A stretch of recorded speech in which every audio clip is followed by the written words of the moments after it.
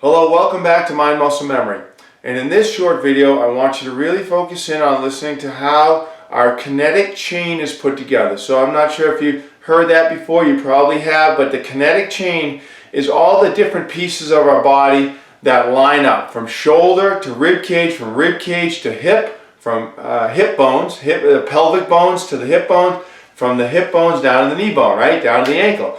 So on the kinetic chain, the Equalizer X is looking at those four spheres of movement, the rib cage connecting to the pelvic bones, the flat set of bones. That's the first sphere. And we need to have that abdominal, lower back control, everything working to maintain that sphere of motion and to control right, left, front, back so that we can connect our other components of the kinetic chain. So the next part of the kinetic chain is the shoulder and the hip, right? So the shoulder and the hip are really the large movers of the body, right there, where the hip has the thigh muscle, the glutes, the hamstrings, the inner thighs.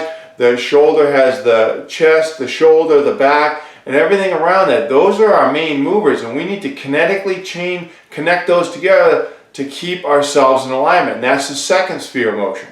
The third sphere of motion that you see on that Equalizer X diagram is the elbow, the hinge joint of the elbow, and the hinge joint of the knee. So the hinge joints are the front and back of the elbow control, which also has to be lined up from the shoulder to the elbow and then out to the wrist, and again from the hip down to the knee and from the knee down to the ankle.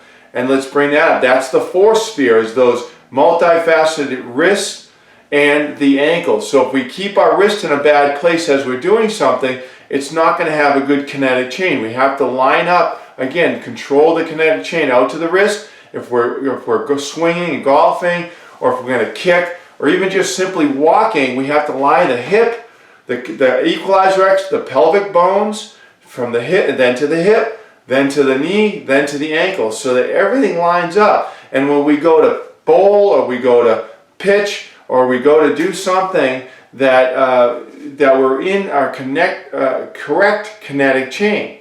And we're always using the muscle finder method to make sure that those connection points, those are the ISO-connect, okay? ISO-connect science is that we're looking at whether your arm, which is up here across your shoulder to your rib cage, is that connected equally, equal connection. ISO-connect is the equal connection.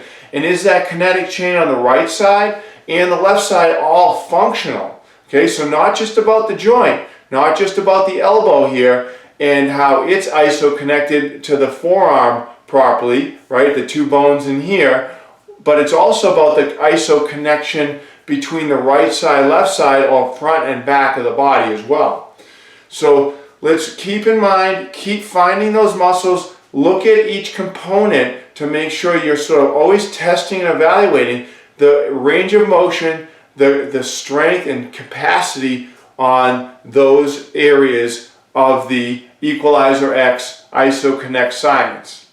Okay? So if you have any questions or comments, that's what we're here for. We're here to make sure you learn these skills and tactics and that you get fully engaged in those muscles so that you have a strong, solid, equalized, symmetrical structure that you